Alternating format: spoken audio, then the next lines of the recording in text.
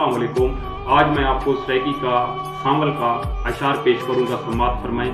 एक दोस्त को ढूंढ रहा है और वो दोस्त कहाँ मिलता है। तेरे सांवल शहर दी गलियां विच वदे फिरदे हैं मत तू टकरे।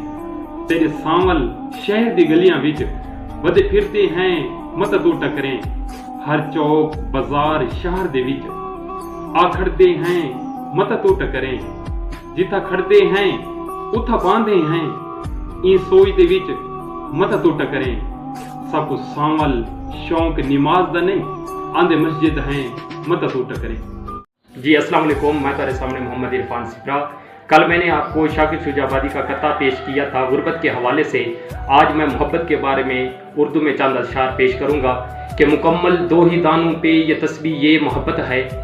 मुकम्मल दो ही दानों पे ये तस्बीह ये मोहब्बत है। जो है तीसरा दाना ये डोरी टूट जाती है। मुकर्रर वक्त होता है मोहब्बत की नमाजों का। मुकर्रर वक्त होता है मोहब्बत की नमाजों का। अदा जिनकी निकल जाए कज़ा भी छूट जाती है। मोहब्बत की नमाजों में अमामत एक को सौंपो। इसे तकने उसे तकने से नीयत छूट जाती है।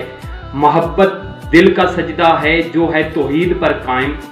मोहब्बत दिल का सजदा है जो है तौहीद पर कायम। नज़र के शिरक वालों से मोहब्बत रूठ जाती है।